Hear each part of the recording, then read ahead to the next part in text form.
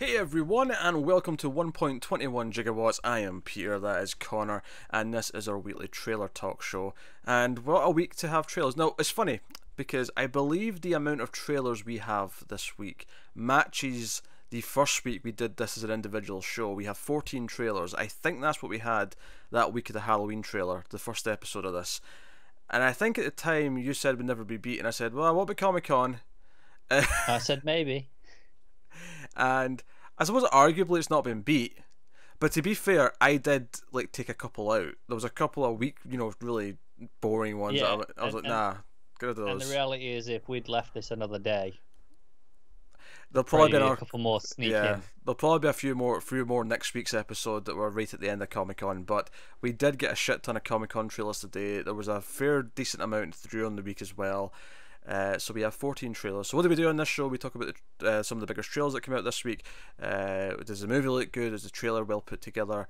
And then at the end of the show, we pick our favourite of the week. Which this week will be tough because we actually have quite a lot of big trailers. Are we doing another top 5 like we did in the first week? We probably should actually. There's enough here to do a top 5, I think, at the end.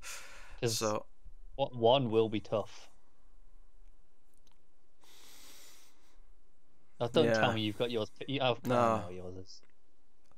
No. Between 2 for them, for you, isn't it? It's such a mark.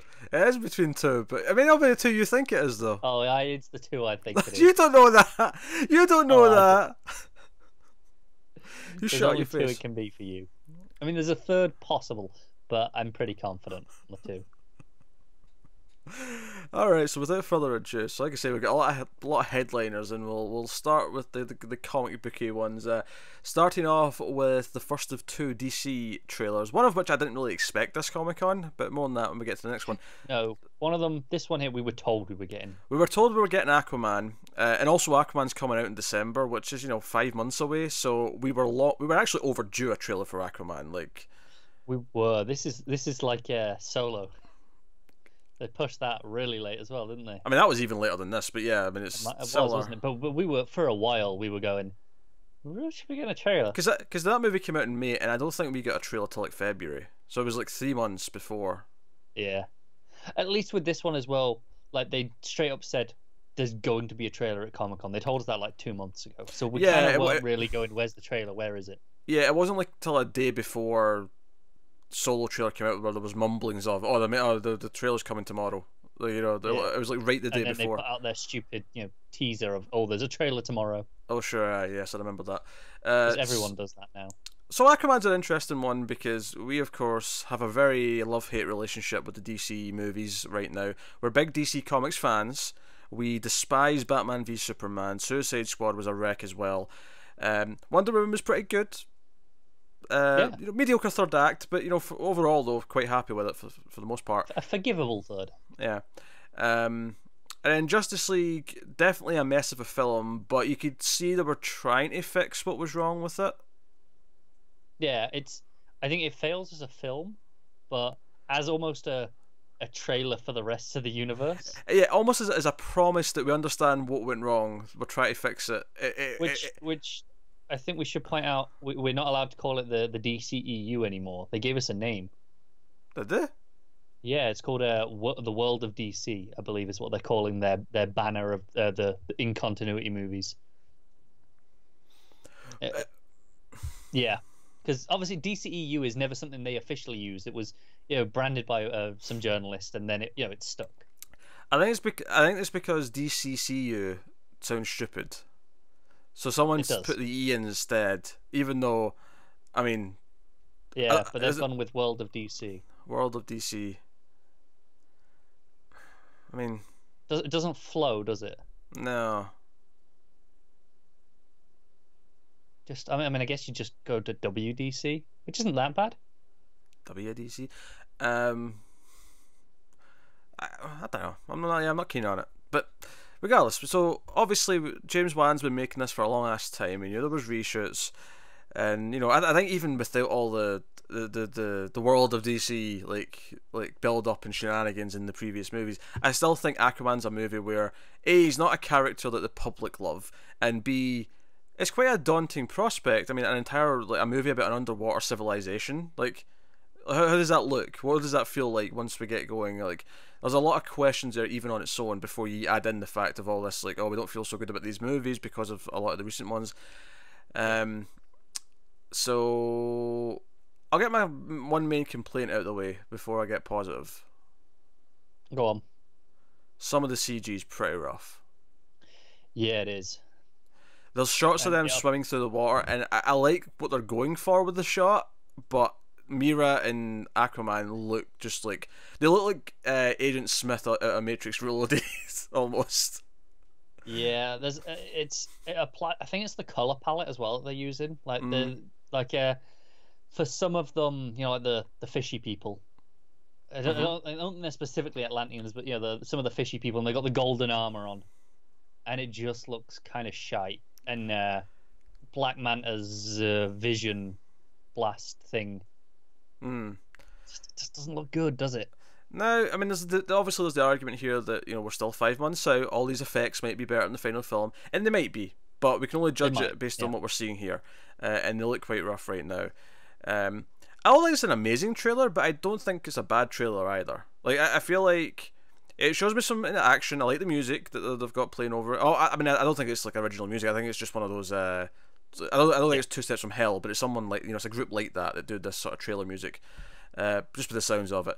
And yeah, if I remember, I'm just going off memory. Obviously, watched a lot of trailers. It sounded kind of like AC/DC sort of thing, or am I mixed out with the other one? Yeah, no, I'm talking about the more orchestral thing here. Oh, yeah, okay. I'm like, that's like AC/DC. I'm pretty sure that. There's a couple of trailers that are blurring together that I watched, you know, like half an hour ago now. Yes. 14 trailers in a row. It's quite the marathon. So I like Atlantis. When we see like a full shot of Atlantis, the site, I'm like, oh, okay, that's pretty. That's quite pretty. Yeah. But like I say, some of the CG is rough. Mira seems like she's got an attitude, which I like. She seems fun. Yeah.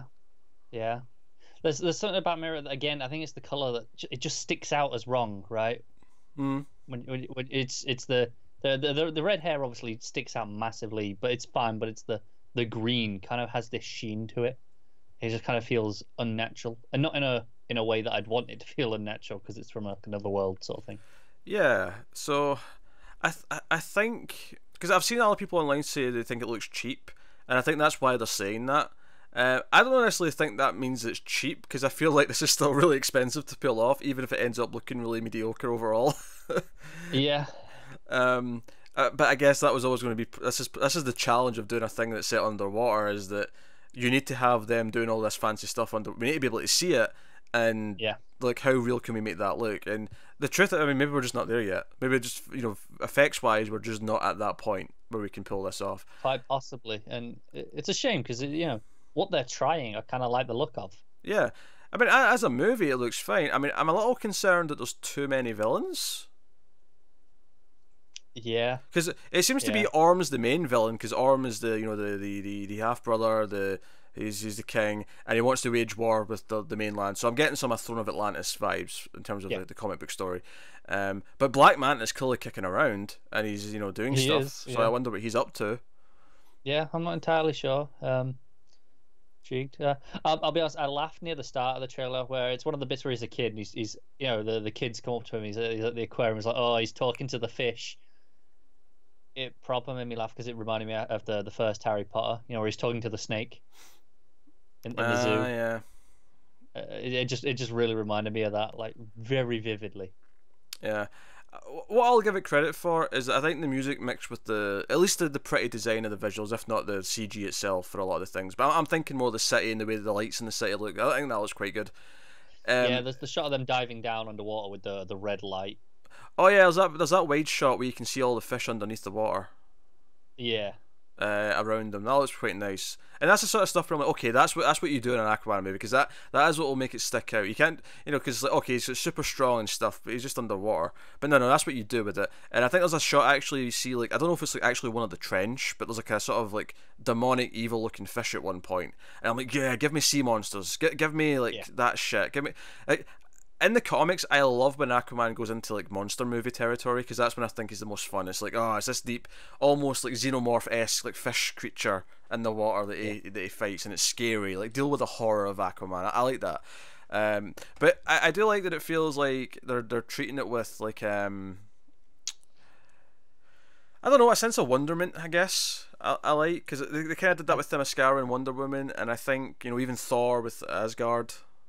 Yeah, it feels pretty sincere as well. Like, you know, as Yeah. much as we're critiquing that, yeah, okay, maybe it doesn't look up to scratch, it feels like they're trying, like, with some heart. It does. And funny, like, comparing it to Asgard, like, I also thought Asgard looked pretty rough, especially in the first Thor.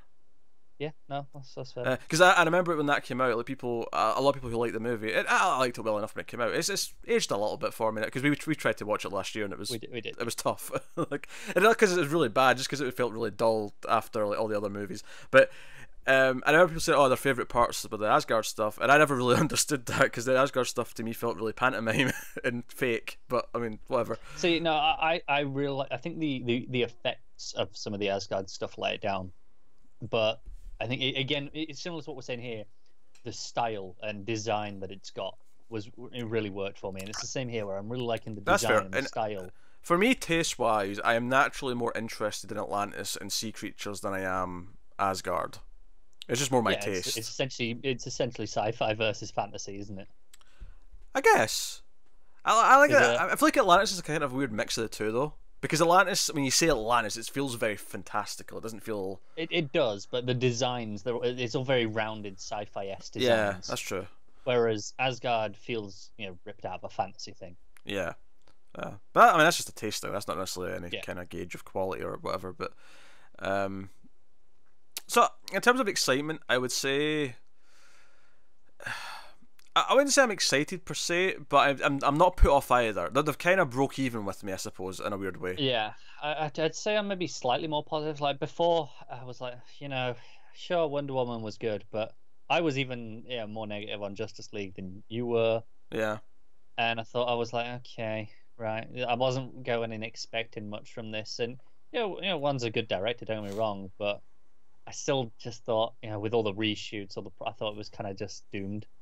Yeah. This has given me a look where I'm going, do you know what? This could be all right. I feel how I did similarly to actually how I felt after the first Solo trailer, where all the problems around that, which obviously were more severe around this, but all the problems around that, I was convinced that it was just going to be shite. And then I saw the first trailer, and it didn't wow me, but I went, oh, you know what? It doesn't look bad. And I feel like the same here. I'm like, yeah, it doesn't look bad. I could enjoy this. Yeah. I wouldn't say I'm hyped, but I am perfectly accepting. I'm very going forward. open to being to being taken for a nice ride. Yes. And I mean, I think it's worth mentioning that Momoa's Aquaman doesn't feel like at all like the character in the comics. Just his personality, it's very like I'm a tough bro dude. It's Momoa. It's Momoa. Yeah, he's playing himself. And that doesn't really feel like Aquaman's personality. But I mean, it doesn't seem like it feels like okay, that'll work well enough for what they're doing. It doesn't feel like a complete betrayal of Aquaman as an idea, though. No, but I certainly don't recognize him from the comics in any way, like in any capacity. That's fair. Like I can't think of an Aquaman story where he feels like this with this attitude. Maybe back when he had a hook for a hand. He was definitely angrier then, but I don't know if I got quite this snarky humor out of him that he's got going here. True. That line at the end when Mira jumps out the plane and he just goes, redheads, eh? Crazy. Yeah, and jumps out after them. I feel like Momoa just said that on the spot. Yeah. It sounds like something he'd say, doesn't it? Yeah, it sounds like an improv. So, yeah, I mean, it looks fine. Yeah. It doesn't look the best thing ever. Not bad. It looks like a superhero movie that could like. I feel like getting into this, I'm kind of expecting a solid 7, which isn't a bad thing. Solid 7 could be good. It's a solid step up over most of the movies from World of DC. To be fair, yeah, if it's a solid 7, then it's only beat by Wonder Woman out of this like universe. Yeah, so I'll take it. But it'll be topped a couple of months later because it coming April. Is it April next year or is it March? April. So we got a trailer for Shazam. Whole extra month's gonna kill us. Sorry? That whole extra month's gonna kill us. Why? From March to April. That extra month's wait. Oh sure. Okay, I see what you're saying. I thought you were just having like a stroke or something. All right. So So we didn't expect. Now, honestly, the time frame from this to when the movie comes out is actually kind of normal for the first full trailer. But I think because we didn't have Aquaman yet, I expected Shazam to just come a bit later in terms of a trailer. Yeah, I was probably thinking, October time at this point. New York Comic Con, basically. Yeah, basically, that's a good point. Spread out their trailers a bit, but no, they said no, we're going to give you both, and I think it's maybe like an intentional thing, where because they know people aren't necessarily trusting the DC universe right now, in terms of the movies. So, or sorry, the world of DC. I'm not going to get used to that. No, I know it's going to take a while, isn't it? So, but no, they threw this, and I think what works about this is that it's very different from It's very different from all the movies I've put out so far, but it's specifically very different from Aquaman. So even if you don't necessarily think either one looks great, I don't think you can come out after today and say there's not at least some scope between the movies. There's some variety, which is something people have praised the Marvel universe for, is having variety between the style of films. Yeah. Like comparing Thor Ragnarok to, say, Winter Soldier. Yeah. And I will say this, the humour of this trailer definitely is the one that feels the most genuine. Like, I feel like, when we got those Justice League trailers and it felt like they just added in jokes because the people complained that, Batman v Superman was too serious and not enough jokes. So they literally just, like, shoved in jokes, and it felt shoved in. Whereas here, the jokes in Shazam feel natural. And obviously it should feel natural because the plot and the character of Shazam is much more, comical. Much more comical. It's much more open to a jokey tone. And it does seem to be largely taking inspiration from the New 52 Jeff Johns Shazam series. Where he's a bit of a dick to start off with. He's a bit of a dick. He's he gets to this foster house and he meets Freddy, who of course has got the crutch. And he gets on the subway, and that leads to the Wizard of Shazam, and it leads to him becoming Shazam. And a lot of it is him and Fred. Freddy's still a kid, he's Shazam, and they're like figuring out his powers. And we get to like Dr. Savannah later. So obviously it'll go further than that movie did. And there's no Black Adam in this because Black Adam was in that story. So they're changing some stuff for sure. And I'm sure we'll get Black Adam in a sequel if this does well. Yeah, but it's very inspired by that story. Yeah, you can definitely feel the origin stuff. And I know they cast all the other, well, at least some of the other kids, for the Mary Marvel and so on, like the other kids. But I'm sure we'll see them at some point. Yeah, but it looks good. It does look good, doesn't it? It does look good. I mean, I'm actually, my biggest complaint is the complaint I had when I first saw the suit is that I wish the lightning bolt was bigger.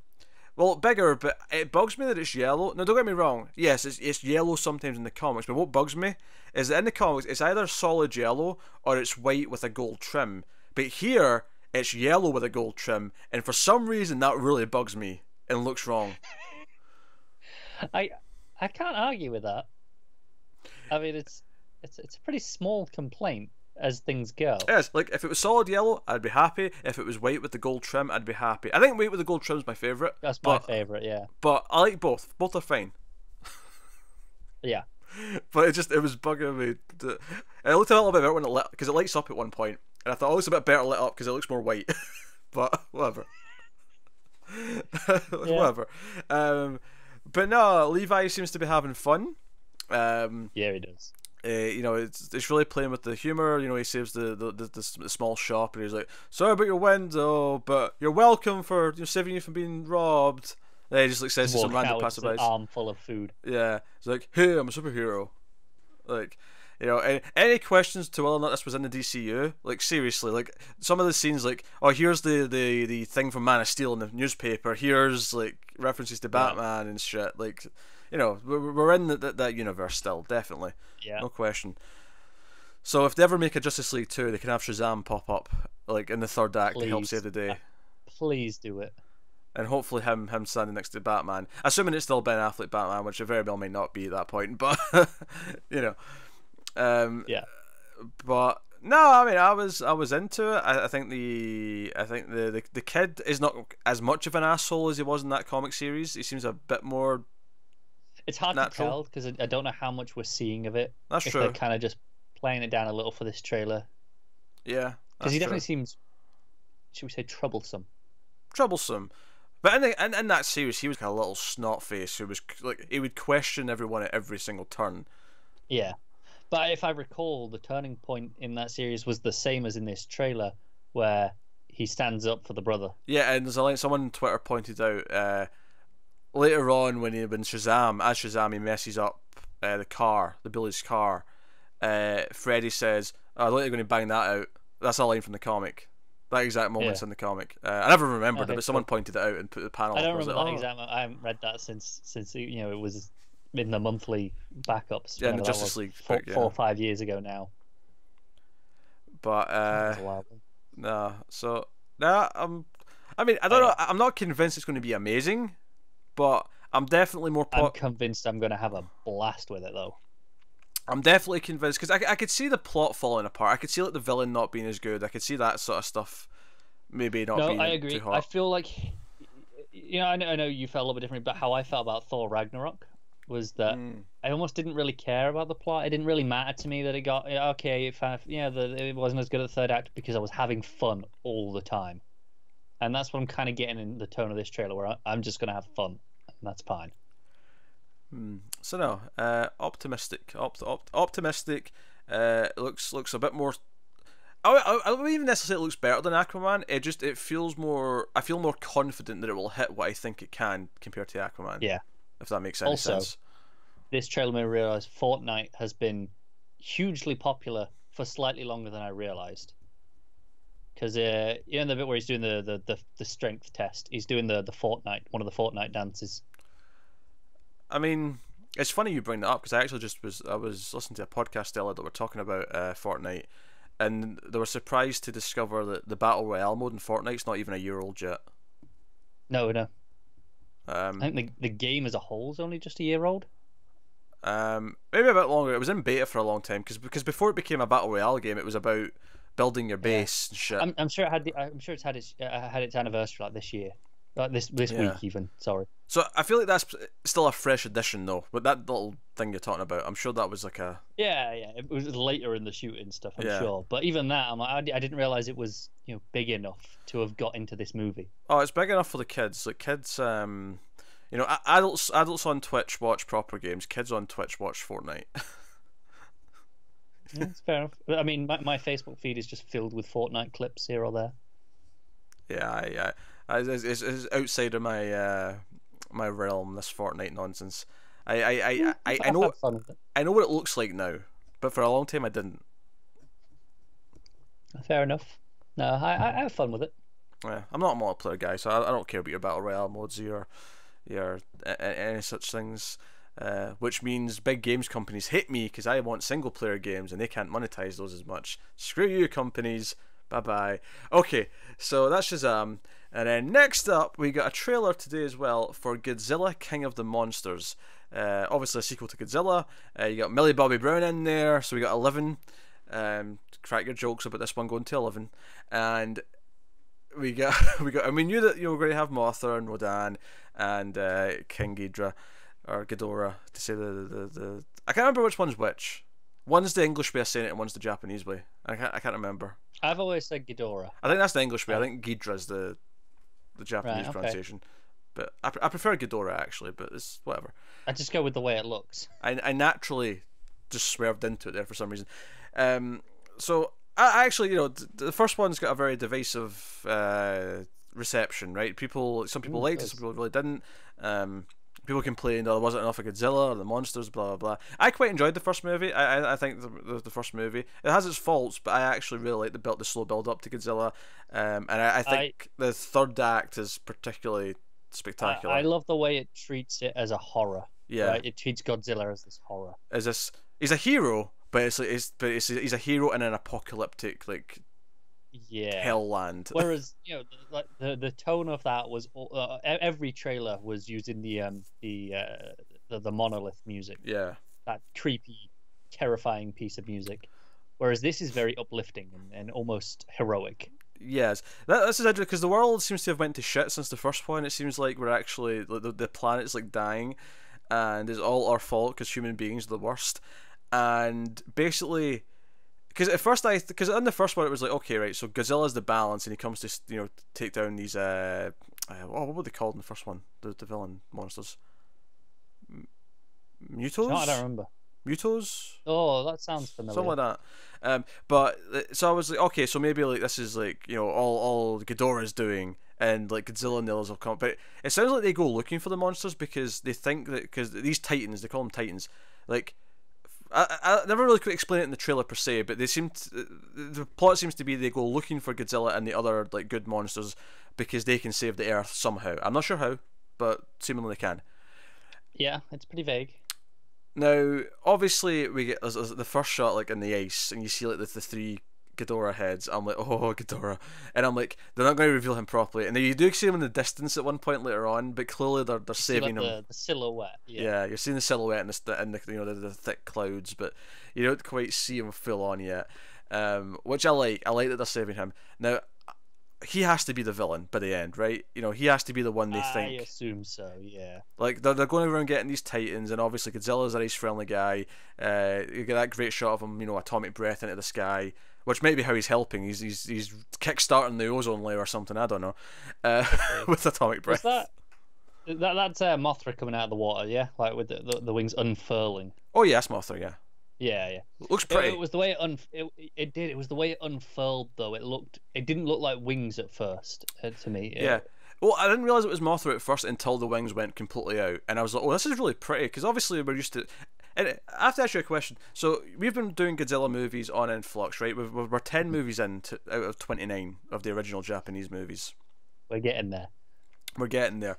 And the aim is to finish by the time this comes out, so we need to actually pick up the pace a little bit because there's a lot more to go. Yeah, we'll have to knock one out real soon. Yeah, but I have to ask here, like, do you think you're even more receptive to this trailer because you've seen all these monsters in all these classic movies already? So seeing Mothra done with this budget is a bit more exciting. Seeing Ghidorah with this budget is a bit more exciting. Yeah, I'd have cared about Godzilla because I come down on the side of being a fan of that last movie. Sure, and so obviously, you know, you go into a Godzilla movie, you're expecting to like Godzilla, otherwise why are you bothering watching the movie, right? Exactly. But before, a couple of years ago, I had no interaction with any of these other monsters. I never experienced any of them, so I don't think this would have meant as much to me. Seeing them now, I'm like, oh, it's exciting. I know what that is. I know what their personality. I know what side they're on, and that I think that immediately makes it mean more. It does. Right? And it's fun that, you know, for people who don't know these characters, that they might actually care about them after this movie, which is pretty cool. Ghidorah's a fantastic villain, so I'm really excited about that. And of course, his full name is King Ghidorah. So obviously, Godzilla being the king of the monsters means there's a challenger. It's like, yeah. Charles Dance saying "Long live the king" as well, which is amusing given his character in Game of Thrones. Yeah, and also obviously Millie Bobby Brown. Obviously, we both love Stranger Things. I think it's great to have the perspective of this from a kid. Have someone who's even smaller than the adults. I'm really intrigued to see what her role in the movie is, because she goes away about halfway through this trailer, give or take. She's the Bryan Cranston. The early bit. She's the Bryan Cranston of this. that was a concern that crossed my mind. I don't think so. They can't do that again because they know people didn't like that. Yeah, I feel like she only goes away in the trailer because the trailer's just given us the bullet points, and I think that I think so. I feel like she'll be the character we follow in the sense she's the one that we care about, who's in danger, who maybe even befriends Godzilla somehow, because somehow, yeah, kid befriending monsters, a classic trope, but it's one that works. It is, yeah. And Vera Farmiga, I like a lot as well. She's a great actress. I've liked her ever since Source Code, and then she's popped up in a bunch of stuff. Oh, a lot of people know her from Bates Motel. I never really get into that show, but I like her from a lot of other stuff. So that's cool. No, I think Source Code's where I first saw her as well. Yeah, and if her little sister Tessa Farmiga wants to be in the next one, she can be like her. Why not? Well, I almost feel bad here, and this is not because I think Vera Farmiga looks old necessarily. It's just that her and her sister have such a big age gap that I thought it was her daughter the first time I've seen the last names. I'm like, oh, that's her daughter, obviously, and no, they're sisters. But it's just because there's such a huge age gap between them. Their parents just spread their kids out to a ridiculous degree. As you do. Yeah, there's like 20 years between them. So I mean, it's a fair. It's a fair assumption. It's a reasonable assumption. Yeah. So so I wonder if that would be almost like. That'd almost hurt, as if you cast their little sister as a daughter. Be like, oh, this makes me feel bad. How dare you? Yeah, I think it might be a little insulting. Yeah, but even then, just the logic dictates she could be your daughter. She's 20 years younger. It's physically possible. It is. So but anyway, so this looks pretty good. It's pretty upbeat, and even though I loved the tone of the first one, and other people didn't like it, I'm actually okay with it changing because it's kind of the aliens to the aliens, right? So you have the more horror first one, and then the second one is no, this time it's war. This is going to be I mean, we're not getting a Pacific Rim 3, so let's make the most of this. I don't know. Boyega might will that into existence. If anyone can, it's him. I feel like after another Star Wars, you'll have earned the bank to do it. All I'm saying is, Boyega is a man worthy of a Green Lantern ring, and he should definitely be Jon Stewart. You're casting Jon Stewart right now. Okay, all right. Would you be opposed to that? I would not.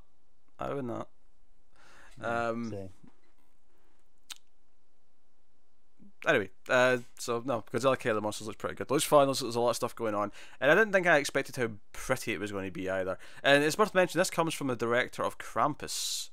This one, which was a really. I never got around to watching that. I keep every Christmas time. I'm like, I'll watch Krampus, and just doesn't happen. Oh, it's good stuff, but it's a lot of practical effects, and obviously you can't do practical for a lot of this stuff now because giant, not huge when they're that size monsters. Yeah, but no, I mean, and I think it's funny that this movie never actually tried to hype up a fight of any kind. It was just, we need the monsters to help, and there's a lot of natural. Just look at them all, basically. Yeah, there was a lot of natural disaster danger because we see a living screaming at one point, but there wasn't a whole lot of and I feel like that's what Trailer 2 is. Trailer 2 is the menace of Ghidorah, and it's okay, this is what the villain is.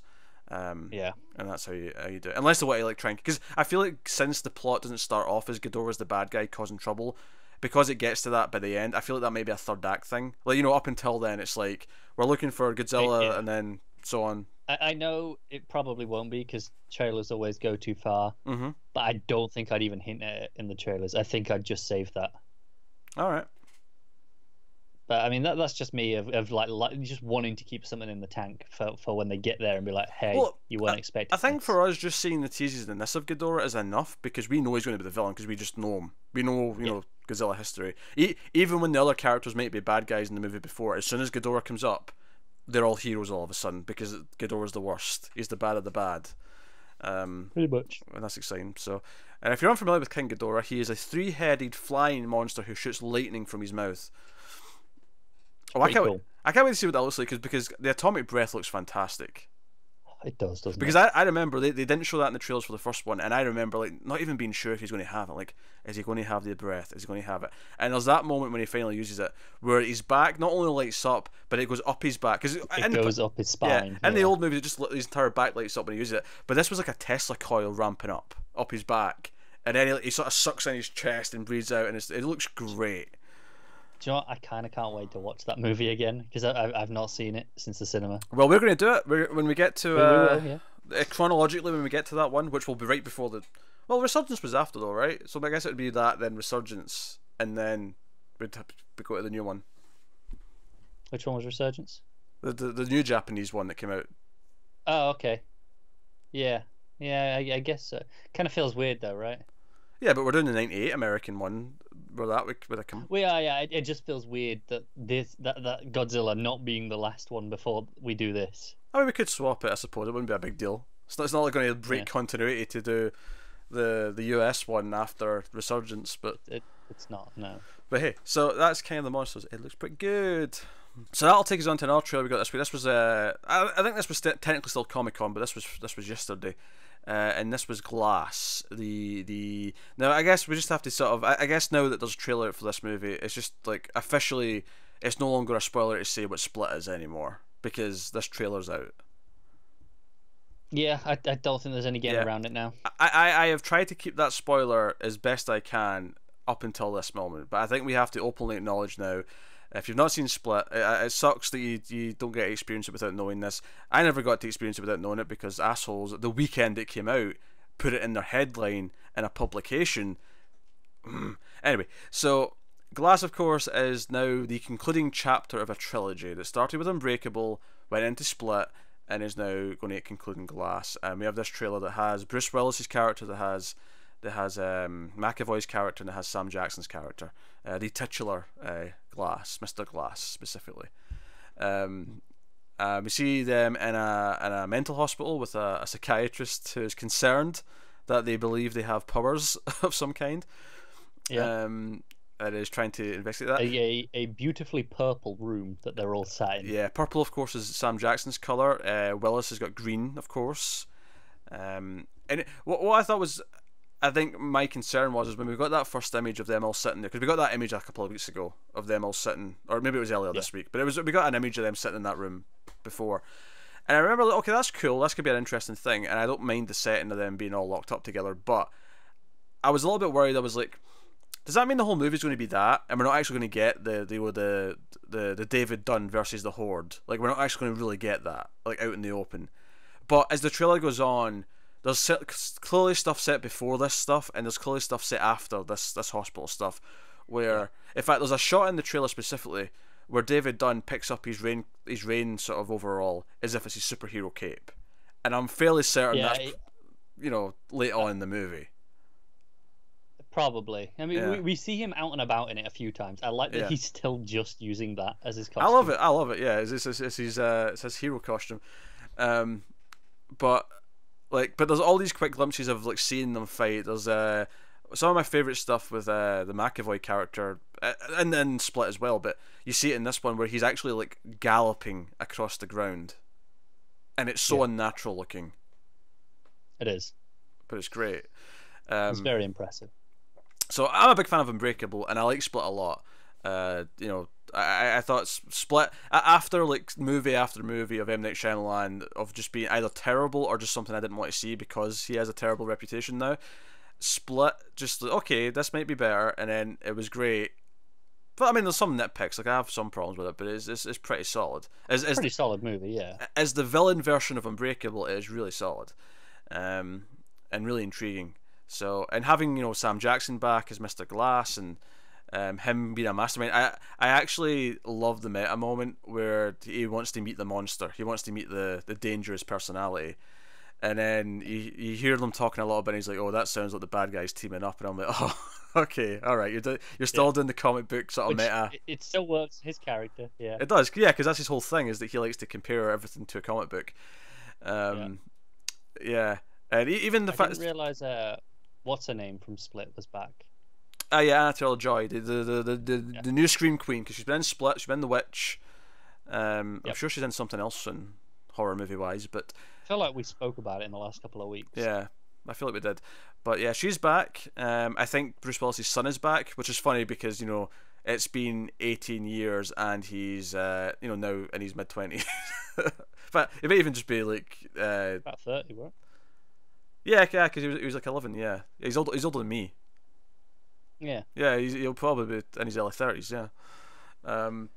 Which is funny that they've got the same actor back. It's one of those things where I've only ever seen him as a kid, but as soon as I saw his photo as an adult, I was like, oh yeah, that's him. I can see it. I can see his face. I bet that's a nice one for you, where that was something that that didn't make me feel old.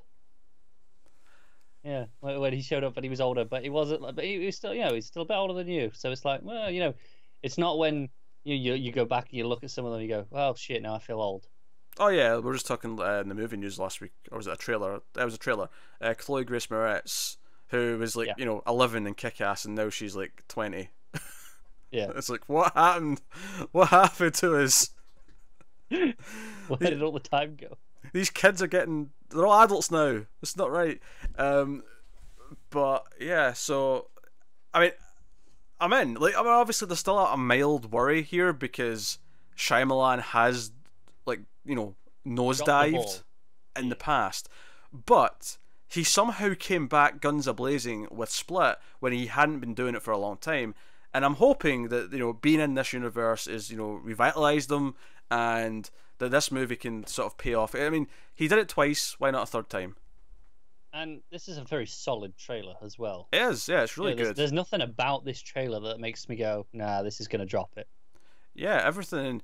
I was a little bit worried beforehand. I said this on one of the shows before about Bruce Willis kind of phones it in a lot these days, and and I think the beauty of his character in Unbreakable is that he doesn't necessarily have to put in a great performance per se. He's a very quiet, understated performance anyway.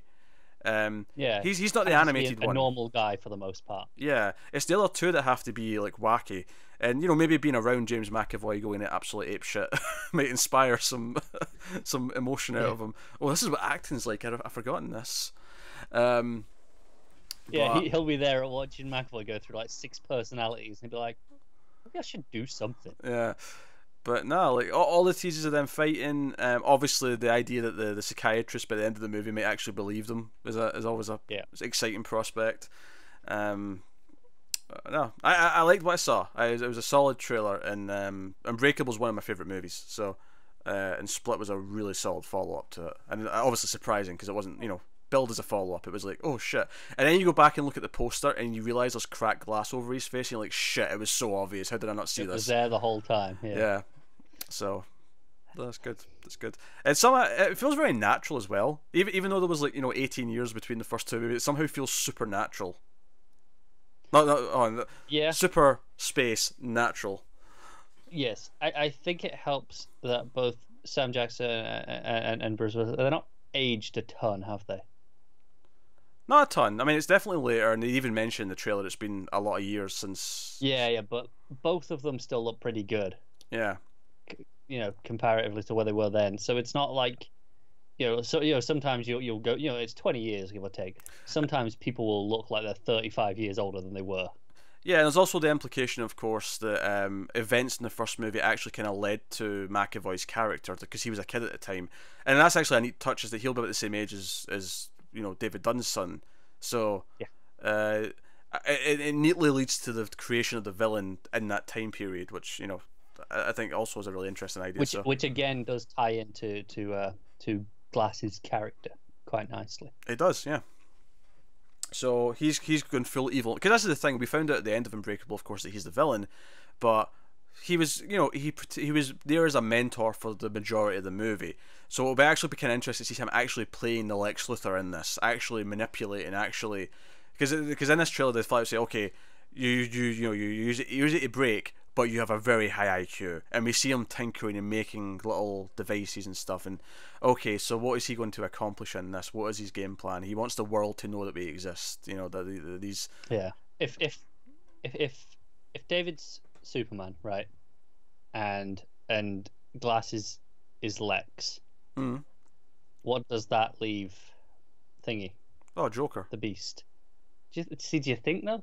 Well, he's the first thing that comes to me. If we're going to keep it in the Superman sort of wheelhouse. Well, no, I agree, because that was the first thing that came to my mind as well. But then I don't know, because he's got a bit of the chaotic element, I guess, like Joker. But I don't know. He's so physical, and he's such just a in your face threat. And Joker's a bit more psychological. I mean, I suppose you could say by just the mere fact of his split personalities is that he's kind of an amalgamation of a lot of different villains. He kind of represents all the supervillains that are physically superior in some way.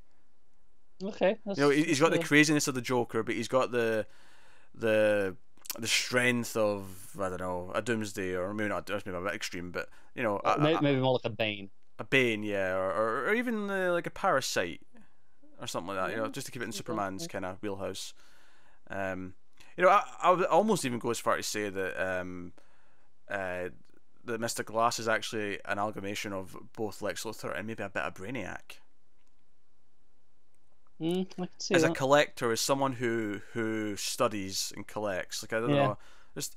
And I think that's kind of maybe intentional. That they're not just straight, pulls. They're exactly that character. It's more they're in that wheelhouse. Yeah, they have qualities of a lot of them because they're meant to represent basically comic stories as a whole, and not just the one. Yeah. Just kind of like how David Dunn's kind of there to represent a more grounded superhero, but certainly he represents Superman, he represents Batman, he represents all of them. So, so obviously I'm hyped for Glass. So this comes out the same month as the Resident Evil 2 remake. So I'm just. Is this January? This is January, yes. It comes out January. Oh, okay. For some reason, I didn't think it was quite that early. Yeah. So. Man, these things sneak up on you, don't they? They do. I mean, I might be turning 30 in 2019, and that's depressing as shit. But the media, the movies and video games are certainly, and even TV with like Stranger Things and Expanse being saved and coming back next year. It's just not letting you down though, is it? They're softening the blow. They're like, yeah, you're getting old, but you know what? Life will be good while you're still cool here. Shit. Yeah. Life is going to be good while you're still here. Everything's coming up Millhouse, and then Joss Whedon shows and Buffy things. You know, I knew we couldn't get through the night. It's been a good week. It's been good. It's been a good couple of weeks news wise. If you're me, that's all I'm saying. Yeah, I mean, Comic-Con's been a bigger hit than I expected. You know, like usually I go to Comic-Con, yeah, there might be a cool trailer or two. I was actually thinking, just on the Buffy topic, last night I chuckled because I realised that Charms, Sabrina, and Buffy are all coming back in some capacity, and I'm like, what is it? Is it 1997 again? What was happening? Hey, everyone knows the media goes in cycles. It's just so funny that all three of those shows, which are all kind of like, you know, female-led supernatural, you know, shows of some kind, from the same era, from that same period of, like, you know, the mid-90s to the early 2000s, are all coming back in some fashion at the same time. It's just so weird to me.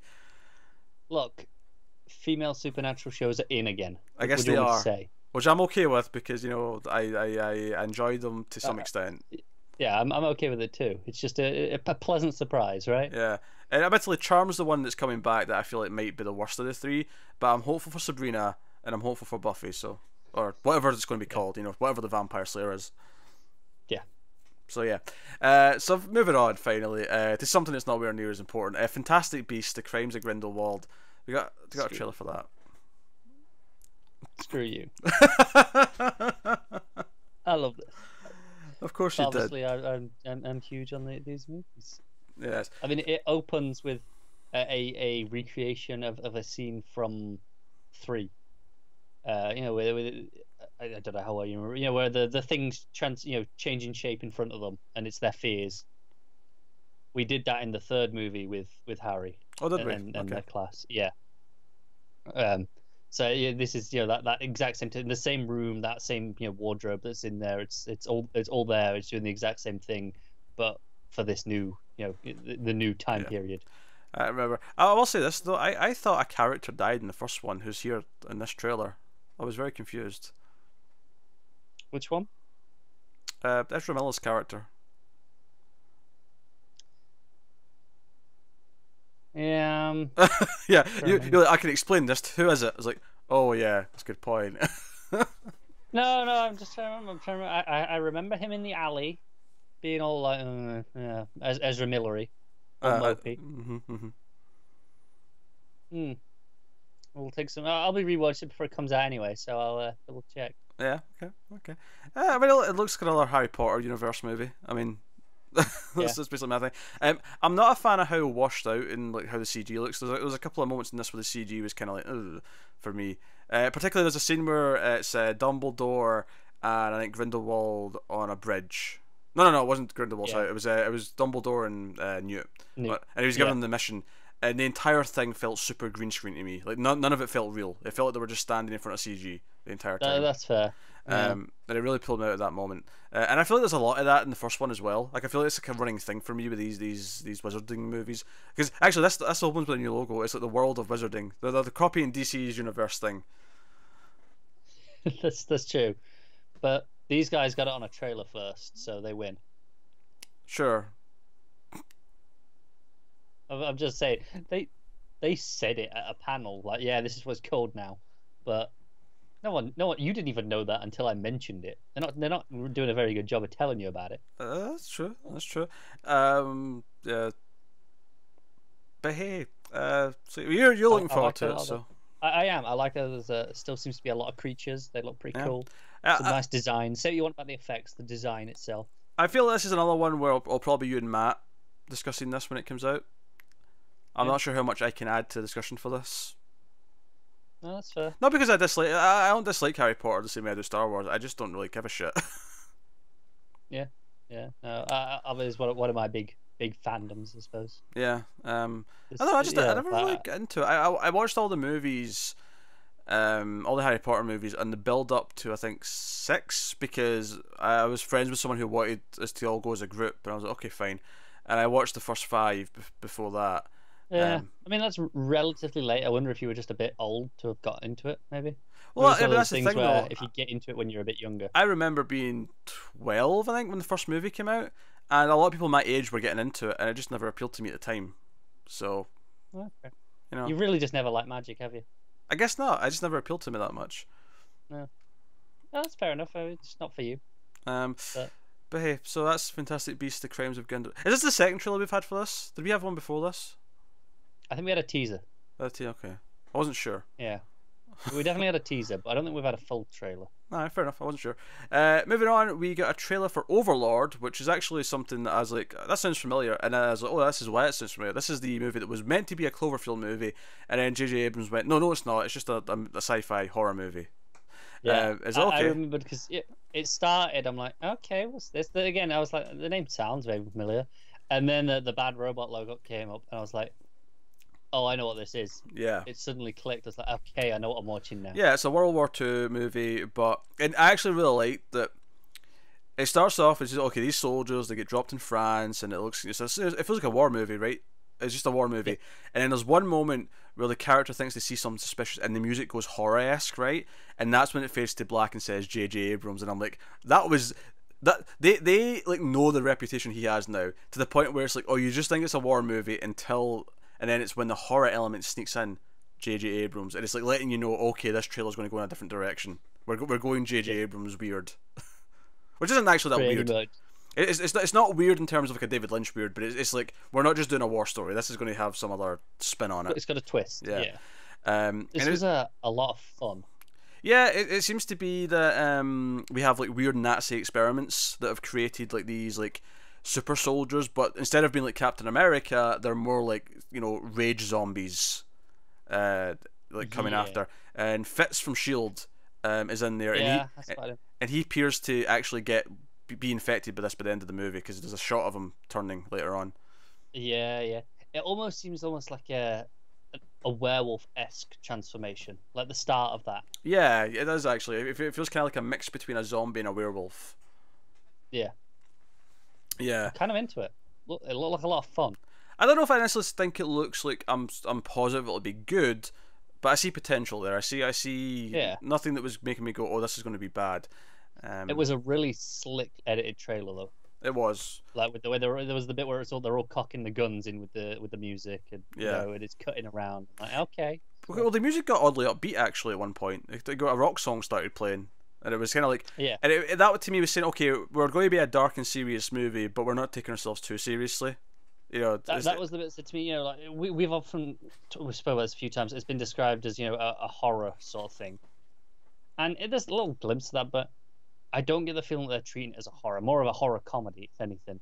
It kind of feels like they're having fun with it, when they're putting that tone in their first trailer. I don't know if I'd go as far to say horror comedy. It feels more like it's just a horror movie that knows what it is. Okay.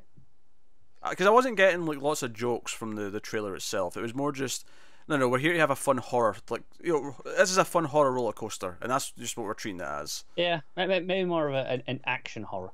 Sure. Yeah, sure. But yeah, that's Overlord, or Overlord. Sorry.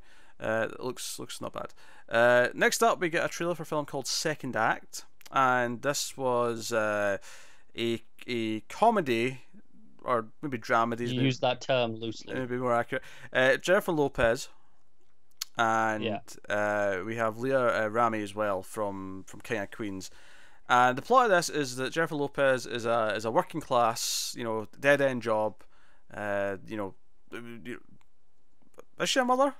I think she was a mother. I don't even remember, but I don't think so.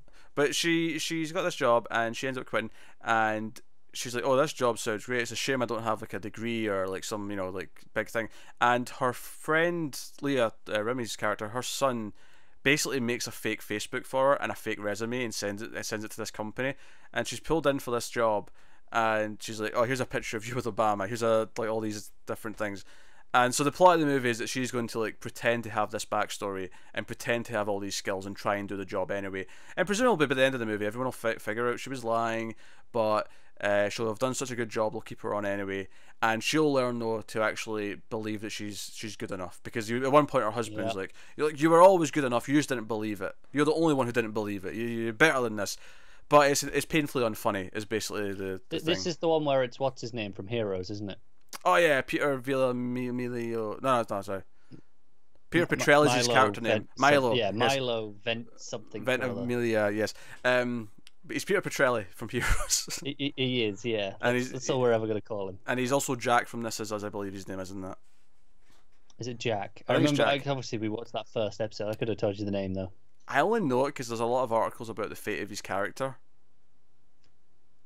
Well, that's not ominous. So I think it's Jack, but yeah, it looks painfully unfunny. It looks very generic and like all the points it's making, like you know exactly what the movie is in terms of its this dramatic point. The second it starts, it's like you're good enough. Don't put yourself down because I'm of just that. like, it's making me cringe just watching this comedy. It's supposed to be funny and it's just not. I think it also I think Jennifer Lopez is totally miscast for this. As like, there's something like insulting almost about her pretending to be like a working class person who, like, she doesn't have any of the qualities of like someone who's like likable but a schlub. She's no, she doesn't. She's this pampered star. Like that's the impression she gives me, even in this trailer, where you could cast someone like obviously someone who's still an actress who's even successful, but someone who feels more like a next door girl or feels like someone who can play this role and be likable. Yeah, I know what you mean. Like a. She's got a bit too much glamour to her, right? Yeah, even like an Emma Stone, maybe. Like an Emma Stone can maybe pull this off. Yeah, maybe. I know, I'm with you. But someone with charisma, I guess, is what I'm saying. Anyway, what you want is for this specifically, with it being like a comedy, you want someone like a Tina Fey. Tina Fey, like a comedy actress would work well for it. Yeah. An actual actress would work for it. Yeah. Not a pop star with, IDs of delusion. Yeah. Yeah. So, moving on. We got a trailer for Boy Erased. I won't be cracking as many jokes about this one. It's a very serious story about a couple. And I watched a lot of trailers back to back. Remind me who was in this one. This was Russell Crowe and Nicole Kidman, and the other parents, and their teenage. I can't remember the kid's name. They tell me he's someone, but I don't recognize him. But their teenage son is gay, and he's hiding it from them. And when he admits it to them, they send him to like a correctional facility. Yes, I was going to say a rehabilitation. So yeah, correctional facility is probably the better term. And we have Joe Edgerton is playing the sort of the I guess the pastor / doctor. He also wrote and directed. He did. I noticed that, and I did see the film. I don't know if he's directed anything in between these two, but he directed The Gift, which was like a horror thriller with Jason Bateman. I had a lot of fun with that. Do you know what the funny thing was? Is that I thought I had some problems with the plot overall, but I thought he did a really great job directing it. Like I thought it was a really well directed movie, even if I thought the script had a couple of hiccups here or there. So that does at least tell me that the direction in this is probably going to be very good. Because the way The Gift like sort of made you kind of like flip sides almost at one point. I won't say any more than that for spoiler's sake, but it made you kind of like very clever, wasn't it? Yeah, it was clever in how it handled that aspect of it, and I feel like that makes me think, okay, so as much as this is just like a sort of serious like drama about this kid, and maybe like try to convince his parents that it's okay, to love him for who he is, but obviously his father's very like this God fearing, like I think it is kind of funny that we got this trailer this week, where I think it was just last week we got the one with Chloe Grace Moretz. Yeah, that was kind of this thing. It was kind of a bit similar. It was a bit different, but it was kind of the same style. The Chloe Grace one was definitely more. It's like clearly the influence of her parents is felt, but her parents don't seem to be a big factor in the movie itself. Where it's just their impact is felt because she's there doing this because of them, probably. Whereas the idea of this correctional facility, and all these themes that were there, it's very similar, and it was just amusing to see those back to back. Yeah, whereas here, of course, the parents are big parts of the plot seemingly, and have a lot of screen time, and we're seeing them interact, and So but it looks like a solidly made drama, and I think Joel Edgerton being the director does make me a bit more curious. Yeah, I was kind of like, this is solid, but I don't know how much I need to see it. And then his name popped up as directed. I'm like, do you know what? Okay, that kind of is maybe the tip over the edge that'll make me want to see it. I think at the start of the trailer, I was like, Nicole Kidman, Russell Crowe, like it feels like the glamorous Hollywood drama, where they're maybe going for the awards, and I'm not sure if that excites me. And I think it is coming out that time of year, November. But Joel Edgerton like makes me think there might be like a more of an. I think the trailer did get better as it went. I felt like there was maybe a bit more of a a bite to it as it kept going. Yeah. So Boy Erased could be something to look out for when it hits. Next up, we got a trailer for a film called Patient Zero, and this had Doctor Matt Smith. Yeah, doing his awful American accent that we just saw in Lost River. Yes, and Natalie Dormer not putting on an accent. If anything, I feel like she's putting her English accent on a bit too thick. She was really going for it. She's really like playing it up. This is like me walking into a room and start with a Sean Connery impression, quite frankly, the way she was going on. Tennis, I don't even have a racket. But, so, basically it's like a zombie movie, but like they're trying to find Patient Zero, but the zombies are again, they're a bit more rage-fueled, but they're like grabbing one at a time trying to find Patient Zero. But they get one who's, oh god, what's his name? The actor from Hunger Games. It's blanking on me as well. He's a good actor, regardless. He is, yeah. But they catch him, but he can talk, and he's very like sort of almost like a super villain, kind of taunting them about what they're doing. And he's like, you're the disease, and we're the antivirus that the Earth has kicked into gear to fight you. Which I thought was really funny, because that was kind of the plot of Godzilla as well, is that the Earth's like fighting back against the humans, and we need the monsters to like balance this out. Yeah. Godzilla looks way better than this does. I'll say that much. I don't think it looks like a good movie, but it looks like I could have some trashy fun with it. Yeah, I think the cast, who is a pretty solid cast for what it looks like almost a C grade like zombie-esque thriller. Yeah. It looks like it should be shite, but I could have fun with them. Yeah, it looks very cheap. It looks like they're all in the one building the entire time. But not an interest. It's not like a shopping mall where there's a lot of things to do that's interesting. It looks like just this dungy, like... Yeah, the one thing I might want to give it some defense is I don't know if they're just trying to do that for the trailer for some effect, because they make a point of going, we've got to get outside, we've got to go, and I wonder if maybe I'm giving it too much credit. Maybe that's earlier in the movie than we're expecting. I don't think so. I feel like at best you're getting through 2 acts without going outside. Probably. Not include. I could see there being like an intro scene like at the start where like you capture a zombie outside and come back. But, sure. Yeah. But in terms of them actually properly leaving for good, I feel like Act 3, early Act 3 is the best. Even when the logo comes up, it looked pretty cheap, right? It does. It looks super. It looks like mid 2000s. We're super proud that we practiced After Effects for 10 minutes. It's like, look, we made it ourselves. Yeah. That's the sort of feeling I got from that. Yeah.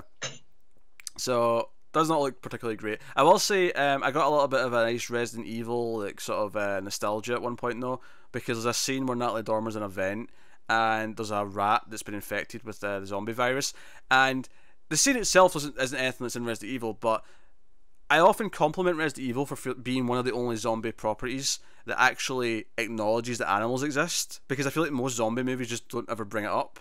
What about the dogs that become zombies? What about, and in Resident Evil 2, it spreads throughout the city through the rats. So I thought it was like, oh, that's cool. So you're saying you should give this at least a little bit of credit for thinking of it? Sure. Or someone on the crew played Resident Evil, or, well, not crew. Quite possibly. They must have wrote the script at least, so, but yeah. Yeah, okay, but even if that's, they only got it because of Resident Evil, still a step up on like 90% of zombie content. Because Resident Evil has zombie dogs, zombie spiders, zombie rats, zombie crows. So they affect a lot of different animals. So yeah. Next up, going back to a more serious film. This one's based on a true story. It's called On the Basis of Sex, and it's the story of Ruth Bader Ginsburg, who was a lawyer. Was like I don't know if it was the first female lawyer, but definitely the one who made this big change. Yeah, it felt like she might be from this trailer. Yeah, it felt like, because the entire opening of the trailer was the idea of like this sea of men in suits, but she's the one woman in the crowd going into the courtroom. And I don't know if that is the case, or if she was the one that created the change, so she gets like the credit almost. Yeah, but certainly she creates change in the movie. Basically, she's trying to argue that there's actually laws that will discriminate based on sex, like like, oh, it's okay for a man to do this but not a woman, or vice versa, whatever, right? Yeah. And she's trying to challenge that, and she talks about how everyone looks down on her. Instead of congratulate her when they find out she's best in class, in university, she graduated best of her class. They say, oh, that must have pissed the men off. Not congratulations, not that. It's just like, oh, that must have been upsetting to them. Yeah. And the way like they say, "Oh, you married a good husband," and her husband played by Armie Hammer, because it's Felicity Jones is the lead here. But Armie Hammer, he seems to be quite a loving husband who encourages her to follow her goals and try to say, no, you show him, you do the best that you can and whatnot. And she tries to be a lawyer, and the big thing that comes up is he actually gets a case where he brings it to her, and she thinks he just wants her to read it as a secretary or whatever, and he's like, no, read it, trust me. And it's a case where it's a man being discriminated against based on his sex, because it says like a healthcare worker can't be a man, and therefore it's going to get him into trouble. So she is seemingly going to use this to prove that sexual discrimination in law is wrong, by basically saying, hey, it can happen to you as well, so let's put an end to this. Yeah, I think that's it. It's like, you go, oh, well, it doesn't affect them, so they don't care. Now you go and like, look, this affects you. You have to give a shit now. Yeah. So that's obviously a little bit cynical and a little bit sad that that's how she had to do it. But at the same time, you see, okay, I'm going to. It rings so true though. Yeah, it? But it's also smart. It's like, I'm going to use your own argument against you and win because of that. And you've got Leftovers, yeah, thank you. Justin Theroux is there as well, sort of trying to talk her out of it, because this is going to blow up in your face. You're going to set all this years back when this fails. I'll be honest, I didn't recognise him at first with the facial hair. The moustache, yeah. Yes. But yeah, she does, and it ends with. I mean, the scene at the end I thought was a bit cheesy with the judge is like, there's the word woman is never uttered in the Constitution, and she's like, neither's freedom.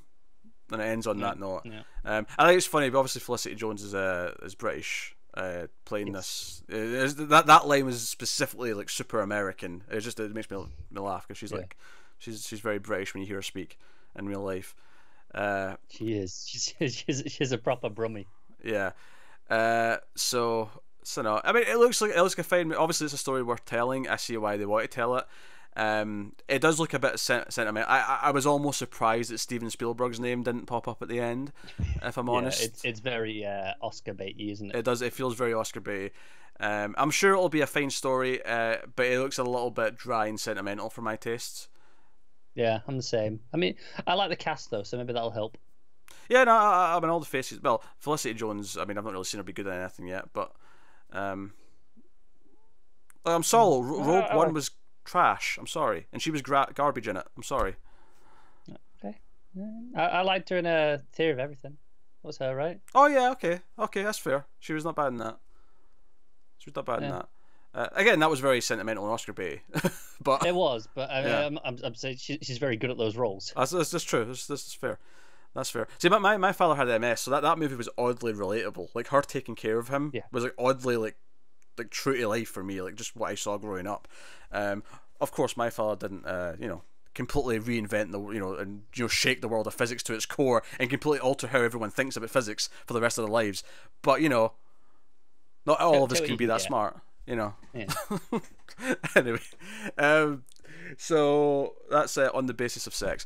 Next up, we got a trailer for Elizabeth Harvest, and what was funny about this one is I read the title of this and thought, oh, there's going to be some period piece that I'm going to turn off. Like, because sometimes, like, see if I just see something, it's like people in like period gowns and it's like a drama or a romance, I'll just turn it off and we won't do it because we're going to have nothing to say. But so I thought, just from the title, I thought that's what it was, and then I was like, oh no, this is like a thriller. Like, what's going on here? This is like, it starts off. There's something going on. Yeah, it starts off like almost like not a remake, but like ripping off Rebecca, the Hitchcock movie. Where this older man marries a younger woman and takes her into his fancy like big home. In this case, it's like almost a futuristic home because it's got like electric locks and stuff. But it reminded me a bit of Ex Machina. Oh, the house, yeah. I see what you're saying. Yeah, the house. But he's like, oh, this door you can't go in. Like, everywhere else is for you. You can have all the. I'm rich, filthy rich. You can have all the jewelry, everything you want. Everything in this house is yours. You can have it. Claim whatever you want, but you're not allowed to go in this door. And I was rolling my eyes a little bit at this point. Cause I'm like, okay, well, this is pretty cliche. Yeah, I've seen this a few times. Of course, I've seen it. Rebecca is one. I also saw a Fritz Lang movie called. Let me just look at my shelf. God damn it! Where is it? I'll find it. Oh, this is thrilling entertainment. The Secret Beyond the Door. That's what the movie was called. I mean, I'd expect that one to have a forbidden room, to be honest. Yeah, right. Just proof that I was looking for it. There you go. Secret beyond the door. It's flipped, but you can see it, right? You can, yes. Secret beyond the door, and yeah. So I was kind of rolling my eyes, but you've got the captain from the Terror as the husband. So it was nice. It was nice to see him. The movie overall, like, I feel like it might end up just being really bad, but I have to admit, it was kind of intriguing in places. Are you intrigued as to what's in the room? Kind Like, of, what because did you see? because the trailer never actually tells you. It keeps it very vague as to what he's actually doing. Like my impression, because again, this is not a definitive answer. Just like what it kind of feels like. She opens. It's almost like a morgue, sort of. Those body trays. At one point, and I thought, like, is it clones? Like, is she just a clone almost? Like, it just kind of, That's a solid guess. Know. But the fact that the other character says, "Oh, you were in that room. You should get away from here as quickly as you can. Like, you should just run." Yeah, I mean, it's saying it was clones. Yeah, I could defend that by going, he knows they're clones. He's like, well, you're dead because he'll just kill you and replace you with another one now. If you know. Yeah. I feel that's why it's always a young wife. Like, it was actually his wife at one point, and he wanted her to stay young. Yeah, maybe that, or maybe, like, I feel like, though, if I don't know how you have her walk in that room and then keep it from us, because I feel like if that's the twist, it has to be near the end of the movie when we find out she's a clone. Whereas to me, it feels like there's more to it than that, because he's going to really care about catching her after he knows that she's been in the room. No, it's true. Whatever it is, obviously, while it's hardness in the trailer, I feel like they're not doing that in the actual movie. They're going to show us. That's probably end of Act 1. Yeah, I feel like when she goes in the room and sees something, we have to see it as well. I agree. Yeah. Or it's going to feel kind of weird, probably. But I don't know. I don't know if I'm kind of intrigued, or because it doesn't look that good. But I am a little bit like, okay, what is the hook? What is the twist? I guess I'm curious enough that it's the sort of thing where if it pops up on Netflix or something, like, yeah, I'll put it on. I'll see what's going on. Yeah. I'll see what's happening. Yeah. Next up, we get a trailer for a film called I Still See You. And this is a trailer that started off kind of intriguing and then just kind of nosedived the more it went on. Because it started off with, there was the event, and there was this great lighting, thousands and thousands of people died, and we live near the epicenter. And then it's like, and the premise of this is there's like these weird like echoes of the people who died, right? And it's like, they can physically see the people there, but then they'll fade away. It's almost like they get like a few seconds of like a memory but they'll physically be there in front of everyone, and everyone will see them, and then they'll disappear. They've got names for them. I think they're called the Wrens or the Rems. Rems. I think it was short for remnant. Ah, there you go. That makes sense. So, and I'm like, okay. That's an interesting setup. It's an interesting enough idea. Unfortunately, though, after this, it kind of just feels like a young adult teen romance bollocks because it's this the main character, the girl. She kind of like befriends the weird kid who seems to be obsessed with the Rems, and then they discover something and they think the ghost might be coming from. So it gets really generic and it turns into kind of young adult meets really tropey supernatural horror movie. It feels like it just sort of crosses over those two genres. And crappy supernatural horror movie, I'm not particularly fond of. Young adult, romance, I'm not particularly fond of. Mixing them together, I mean, just shoot me now, like, basically. Pretty much, yeah. So I will concede that the premise of the Rems themselves is kind of interesting, but that's about it. It feels like someone was a fan of The Leftovers and went, "What if there was a moment?" Oh, like just like what if that moment was immortalized? Oh, sure. It's also worth mentioning the acting doesn't look particularly great. No, it doesn't. So, overall, I'm really down. I have to acknowledge there's at least a bit of a good idea in there somewhere, but for the most part, it looks pretty terrible. So, yeah, and it's funny because obviously the lead, Bella Thorne, she was in The Babysitter, and obviously, I think she's great in that sort of trashy role, right? Yeah, but I don't think she can carry a movie like this. Yeah, at least not with this director. I mean, maybe she could be directed by someone better. Maybe, yeah. Because directing is a big part of the acting, actually, believe it or not. I do thoroughly believe there's sometimes there'll be like a performance in a movie where the actor will see the movie at the end and be like, shit, that director was terrible. They let me get away with that. Yeah, like, because part of like directing an actor is, and this is something to tell the actor, is like, you're not supposed to see your own footage. Like the director or whoever on set is not supposed to show the actors what the takes look like, because they don't want the actors self-critiquing. You're supposed to trust the director to tell you, because the director's going to stitch it together. The director knows what he's looking for, or to like, bring it together and make it build into a coherent whole. So you trust the director to let it come together like that. So it can be the fault of the director if the performance is terrible. Even the best actor can end up looking like an idiot because they've been misdirected. So I mean, a prime example of this is George Lucas, right? Look at the prequels. You've got some great actors in there. Ewan McGregor, Sam Jackson. He can't direct actors for shit, can he? I'm so glad you didn't say Hayden Christensen. Yeah. And no, I mean, maybe he could be better with a good director. Oh, did you see that little Italy trailer last week? He was looking good in that. Help, no. But again, nothing about that film told me that it had a good director. This is true. So let's move on. Next up, we get a trailer for a horror film called Hellfest, and the premise of this is that a group of characters, of course teens, go to like a horror themed like amusement park, essentially. It's like and there's like roller coasters and like haunted houses and stuff, and people go and drink. And this is another one where the premise itself is actually kind of fun in a way, because the idea that they're there and there's tons of creepy looking people, but there's one creepy person who is actually following them and is going to kill them. That's an interesting premise, I think, on its own. It just looks a bit generic, doesn't it? It looks really generic. The characters look they're going to be kind of annoying and bland. I wouldn't rule it out completely, because horror trailers won't get the pacing, but it does look like a very generic, like, annoying teen horror movie to me. It does. I did notice as well you got the girl from Channel Zero. I did notice Amy Forsyth. I did notice that. She's becoming something of a stream queen, I suppose. Yeah, she's on the path. On the path, yeah. And she was fine in that, and she looks fine in this, but... Yeah, I don't think... I looking at this, there's no acting or anything that stood out at all. That was rough. Just the whole thing had no style to it. That's what it is, yeah. Okay, there's just the really generic. Oh, there's a man in the background. Always got the mask. I'm like, okay, what you got for that? Was it. It was a lack of style. It felt like just a poor director is making this just from the trailer. But again, maybe the pacing is much better in the movie, but it does not look very good. Even though the core idea is fine. The core idea is like, oh, I can make a fun horror movie, sure. So that ties on to the final trailer, and this is actually one that we've seen a couple of teasers for before and talked about them, but this is Assassination Nation, and much like A Simple Favor last week, this went on because this was a full trailer, so we finally get to see what the movie's actually about. We've done two teasers before this, and I couldn't have told you a thing about it. We liked the style of the teasers, but we had no idea what the plot was. But now I'm like, okay, I know what this movie is. I understand now.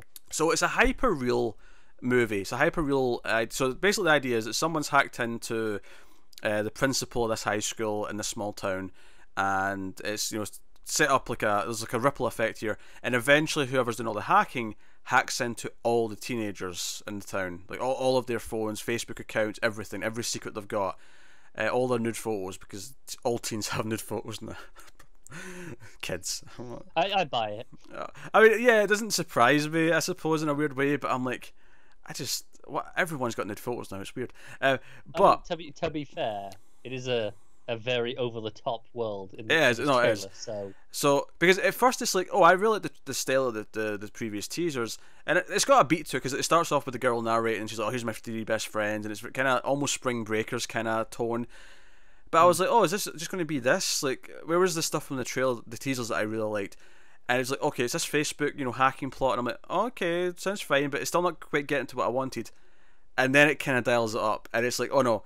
So once all this information gets leaked, the entire town turns into killers. They all get violent because of all this information. So that's when I say it's hyper real. It's basically saying, okay, once all these secrets are out, everyone's going to start killing each other over the information. There was a great line where it was like, how many people do you think see a picture of a naked girl and go, "Oh, I want to kill her now"? And it's just way more than you think. Yeah, Because the famous shot of the main girl with the bandana over her face with the swords behind her and the gun, like we see her at the end.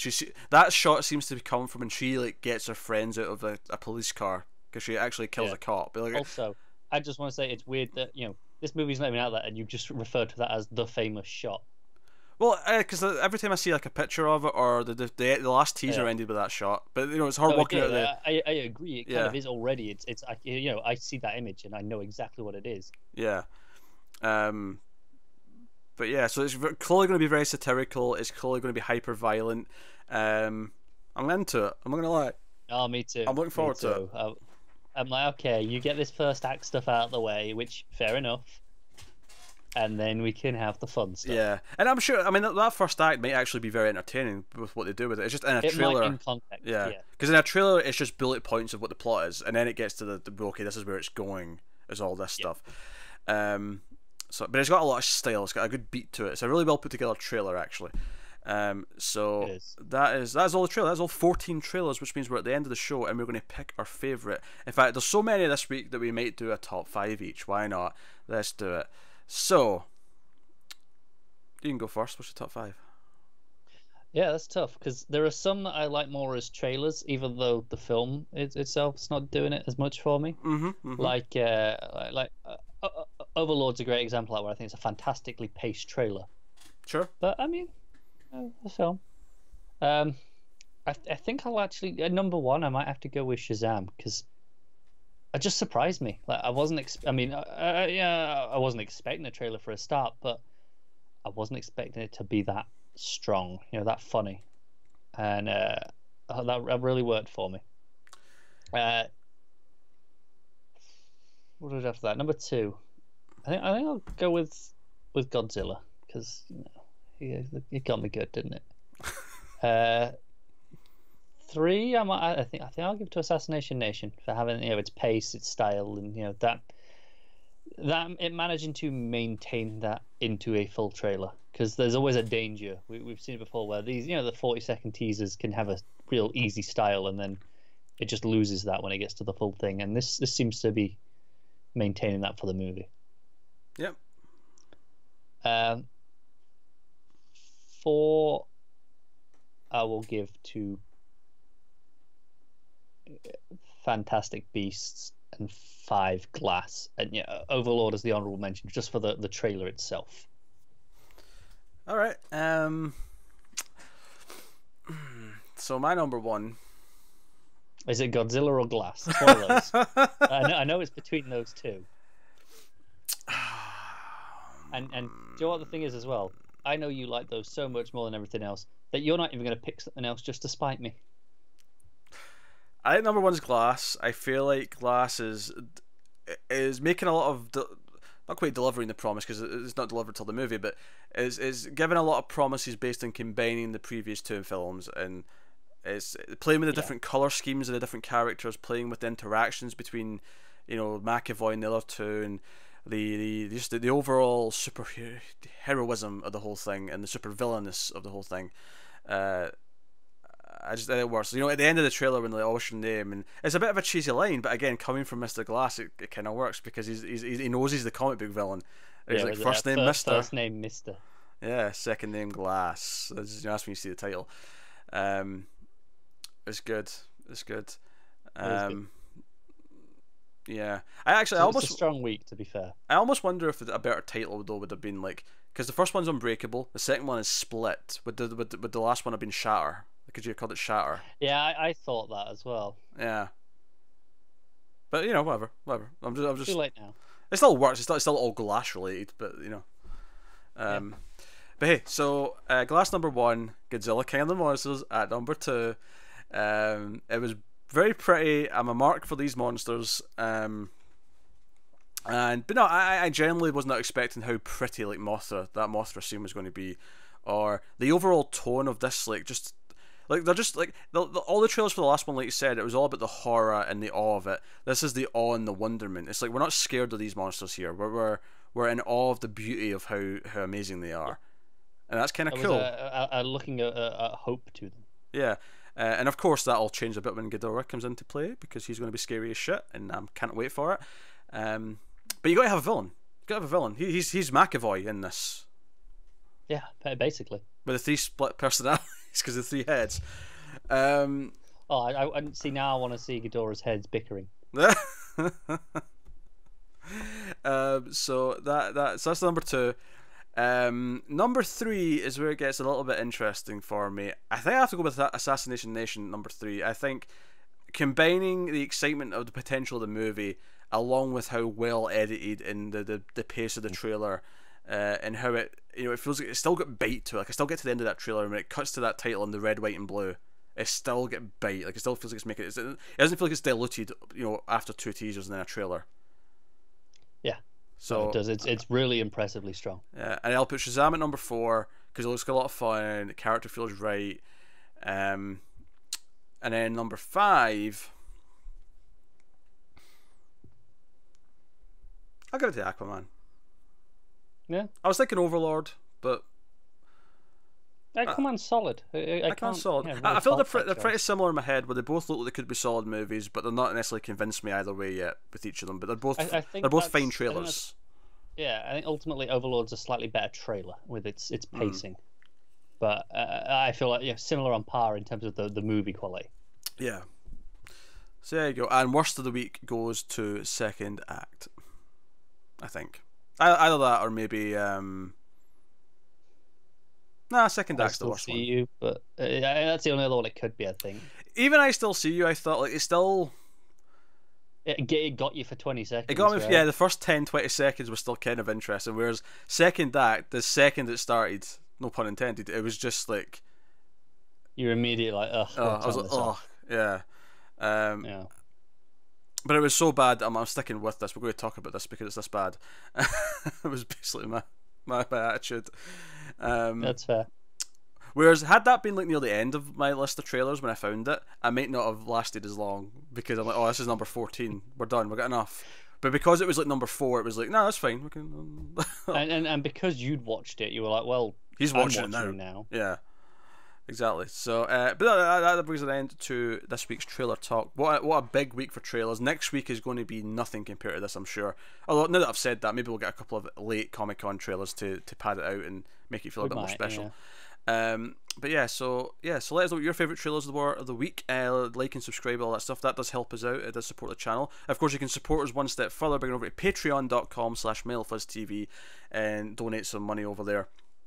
You can, of course, for $1 you get the 1.21 Extra show, which is a monthly show, well, every other month. It alternates with one almost cancelled extra, which is a TV equivalent, and it's just a movie topic show where we, the first episode was about aspect ratios and the shape of the cinema screen and how that's changed over time. So you can get that for $1 plus some more stuff. You get some early access to a few things, and of course there's a $5 tier and up for some more benefits and bonuses. But if you want to support us, that's a great way of doing it, and you can go check that out. Even if you aren't, you can head over to Patreon anyway, because there's a nice handy list of all of our shows, all of the audio feeds. It's got a really handy sort of list of stuff at the top, so go check it out. But that is us, so thank you once again for watching or listening. We always appreciate it. Keep watching movies, guys, and we'll see you next time.